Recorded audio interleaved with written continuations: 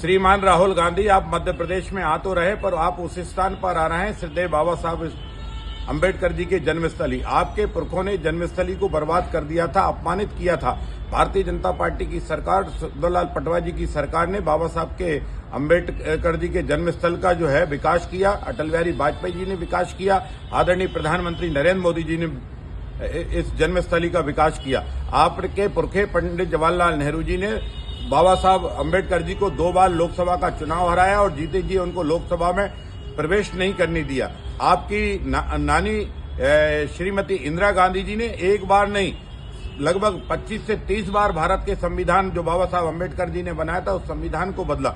आपके पूज्य पिताजी ने बाबा साहब अंबेडकर के संविधान को बदला। आज 76वें गणतंत्र दिवस की पर हम ये कह सकते हैं कि 76वें गणतंत्र दिवस पर 70 बार अगर संविधान में किसी ने परिवर्तन किया है तो वो कांग्रेस है, जिसने बाबा साहब का जीते जी अपमान किया, जिसने बाबा साहब को जीते जी निर्वाचित नहीं होने दिया, लोकसभा के अंदर नहीं जाने दिया, लोकसभा में उच्च पद नहीं पाने दिया।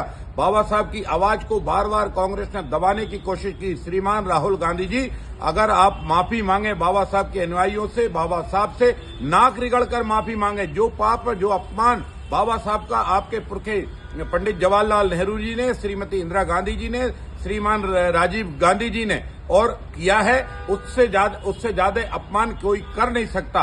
और इसलिए बाबा साहब के इस अपमान के लिए पूरी कांग्रेस नाक रगड़कर मऊ की धरती पर माफी मांगे और हाथ जोड़कर माफी मांगे कि हाँ, मेरे पुरखों ने बाबा साहब का अपमान किया था। हाँ, मेरे पुरखे पंडित जवाहरलाल नेहरू से भूल हुई थी क्योंकि उन्होंने बाबा साहब को चुनाव नहीं जीतने दिया था। हाँ, मेरी दादी ने तानाशाह बनाकर लोकतंत्र की हत्या करके संविधान को बदला था, आपातकाल लगा था। हाँ, मेरे पिताजी ने जो है साहबानो प्रकरण में संविधान बदला था और 70 बार संविधान बदलने का महापाप कांग्रेस ने किया था। जो बाबा साहब अंबेडकर की संविधान की आत्मा थी उसको बार बार बदला है। लेकिन हमने कसम खाई है, मोदी जी ने कसम खाई है, बाबा साहब के अंबेडकर के संविधान का अक्षरशः पालन होगा।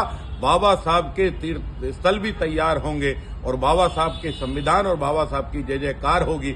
और इसलिए डॉक्टर मोहन यादव जी ने भोपाल की धरती पर एक हमने गणेश मंदिर से गायत्री मंदिर के फ्लाईओवर का नाम भी बाबा साहब अंबेडकर जी के नाम पर रख दिया है।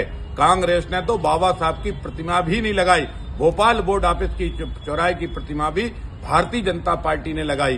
कांग्रेस ने बाबा साहब का बहुत अपमान किया है। इस अपमान के लिए एक बार नहीं, राहुल गांधी 100 बार नाक रगड़ो और माफी मांगो, माफी मांगो। बाबा साहब के अनुयायियों से माफी मांगो।